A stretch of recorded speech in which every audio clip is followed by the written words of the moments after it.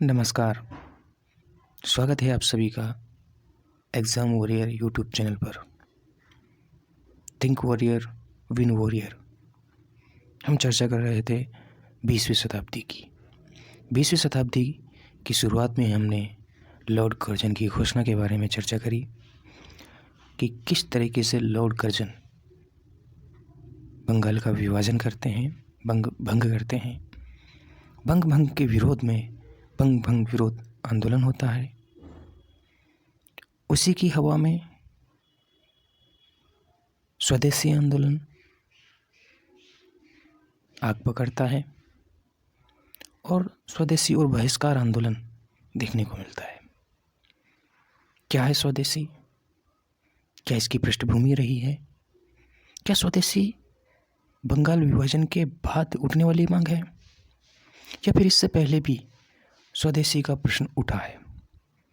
तो आइए इन सब बातों के बारे में चर्चा करते हैं और शुरू करते हैं। तो स्वदेशी का अर्थ समझिए कि स्वदेशी होता क्या है। स्वदेशी का अर्थ है अपने देश का, यानी अपना खुद का, अपने देश का बनाया हुआ सामान। अपने देश की कोई भी वस्तु जिसका उपयोग हम कर रहे हैं वो अगर हमारे ही देश में बनी हुई है तो उसे हम स्वदेशी कहेंगे। और जो वस्तु हमारे देश के बाहर बन रही है और उसका उपयोग हम कर रहे हैं तो वो विदेशी है।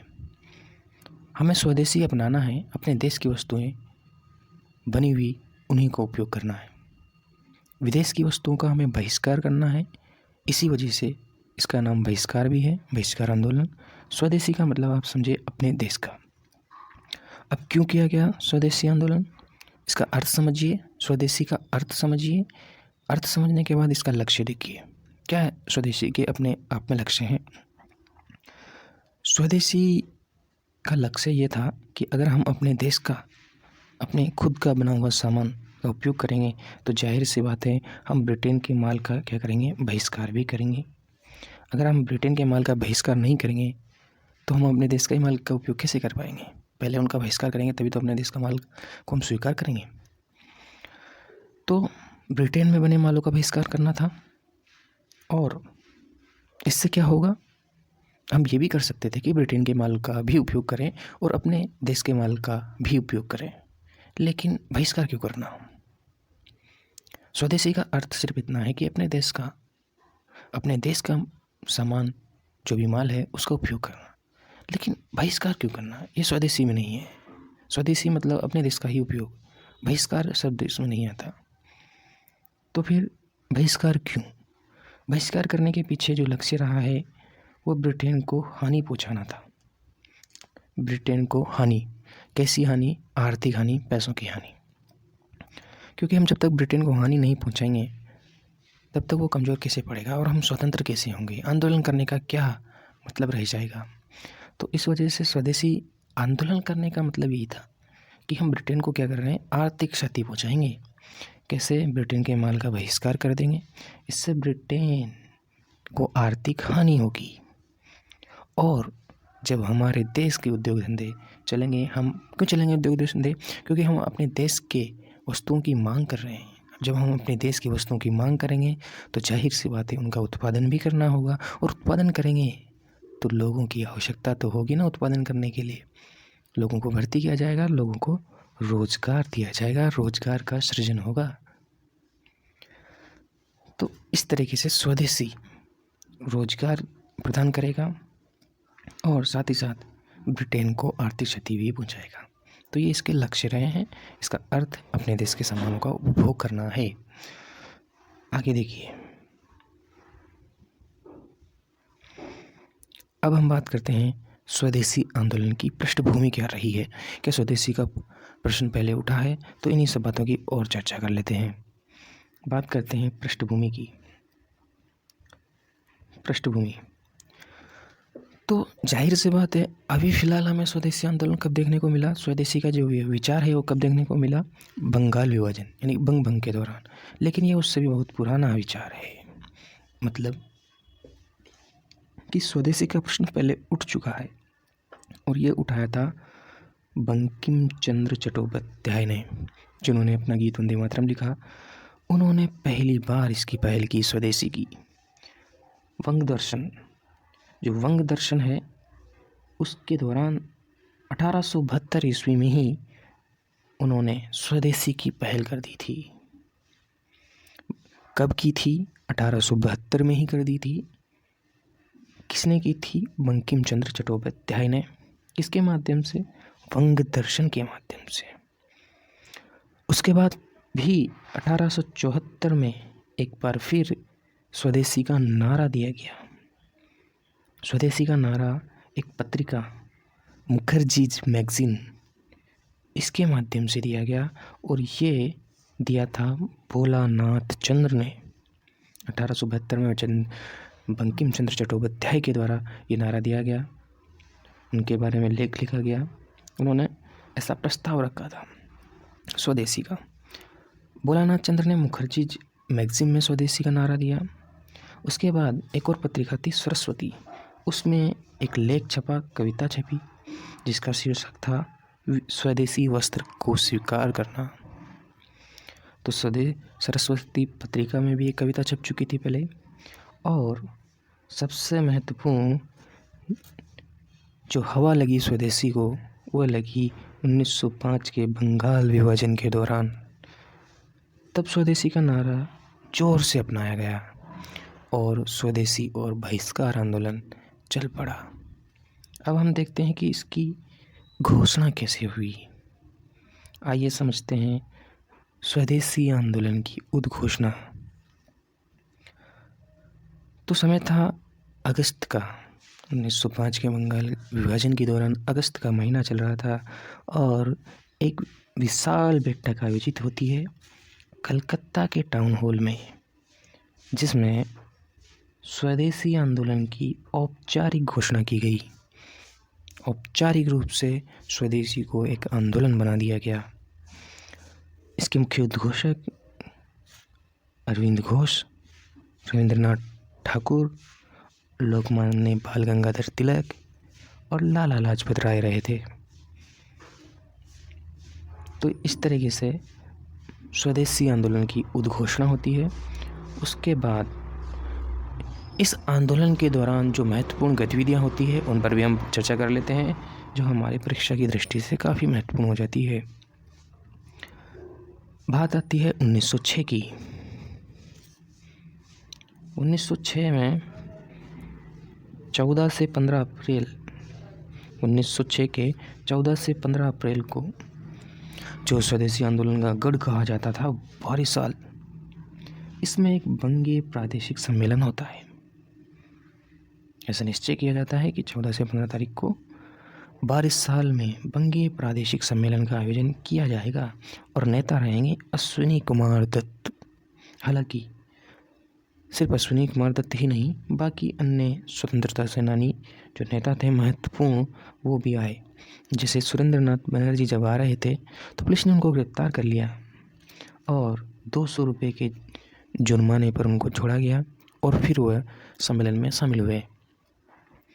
और अगर हम बात करें तो तिलक, खरपड़े, ये भी कलकत्ता पहुँचे और शिवाजी उत्सव का प्रवर्तन किया गया। शिवाजी उत्सव का प्रवर्तन बंगाल में किया गया। याद रखना, पुणे में नहीं, बंगाल में। बात बंगाल की चल रही है, तो बंगाल में शिवाजी उत्सव का प्रवर्तन किया जा रहा है, ये महत्वपूर्ण है। पुणे में, महाराष्ट्र में तो होता ही है, लेकिन बंगाल में हुआ शिवाजी उत्सव का प्रवर्तन। एक और महत्वपूर्ण बात है, रविंद्रनाथ ठाकुर ने शिवाजी शीर्षक से भी एक कविता लिखी और कई प्रसिद्ध समाचार यहाँ पर देखने को मिले। जो नई पत्रिकाएं निकली, उनमें सबसे महत्वपूर्ण पत्रिकाएं जो हैं वो है वंदे मातरम और युगांतर। दोनों महत्वपूर्ण पत्रिकाएं हैं, काफ़ी इम्पोर्टेंट है। इसी के दौरान कुछ और समितियां बनी, जैसे अनुशीलन समिति। जब इसका दमन किया गया तो बाद में एक क्रांतिकारी हो गई। ठीक।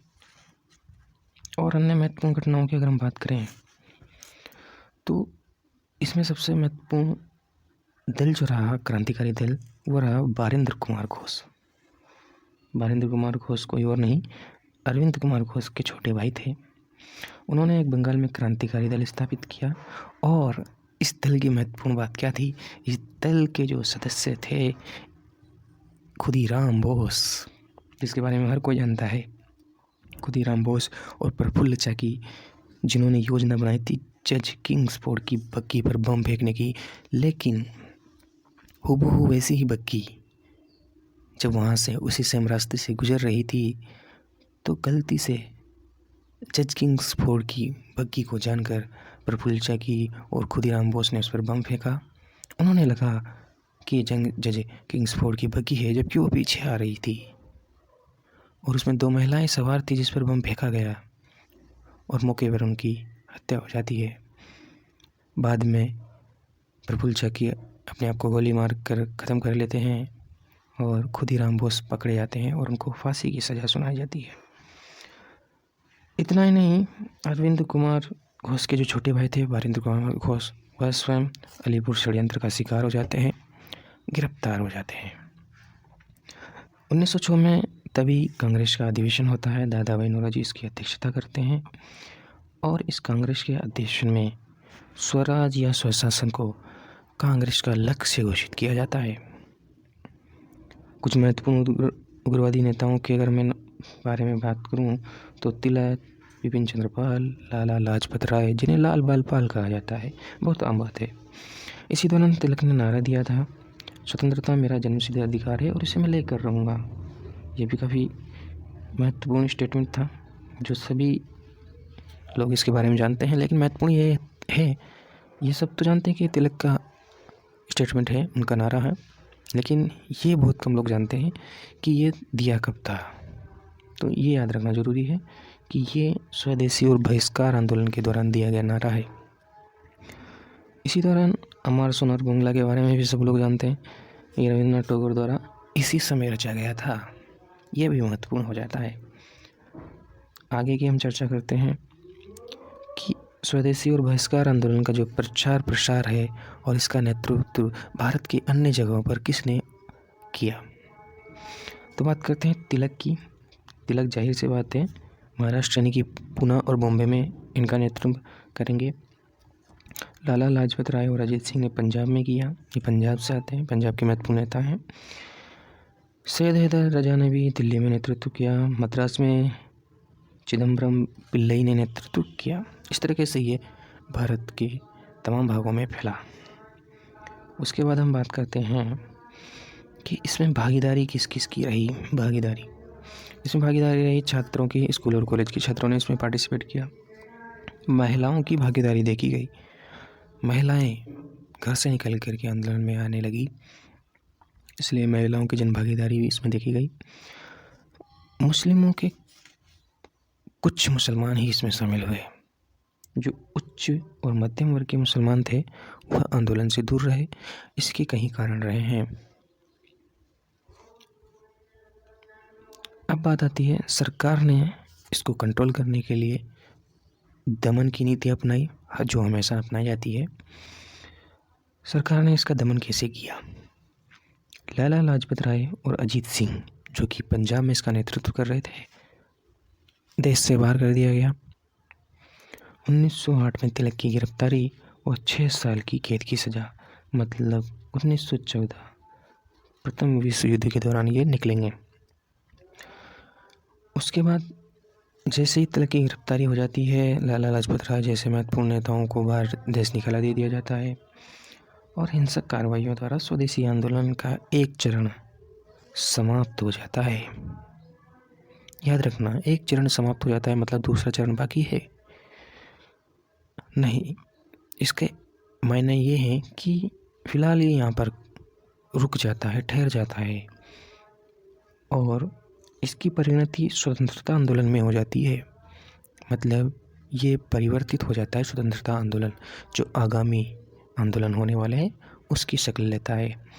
और दिल्ली दरबार 1911 में बंग को रद्द कर दिया जाता है, जिसके परिणाम स्वरूप ये आंदोलन चले थे। दिल्ली दरबार में उसको रद्द कर दिया जाता है और राजधानी कलकत्ता से दिल्ली भी स्थानांतरित दिल्ली दरबार के दौरान ही कर दी गई थी। तो इस प्रकार सरकारी दमन किया गया और स्वदेशी और बहिष्कार आंदोलन लगभग 1908 में तिलक की गिरफ्तारी के बाद धीमा पड़ जाता है और स्वतंत्रता आंदोलन में परिणत हो जाता है। आप यूँ नहीं कहेंगे कि समाप्त हो जाता है, समाप्त नहीं होता है, समाप्त आज़ादी के बाद होगा। तब तक हम स्वदेशी ही अपनाएंगे। जैसा कि आप देखते हैं गांधी जी ने खादी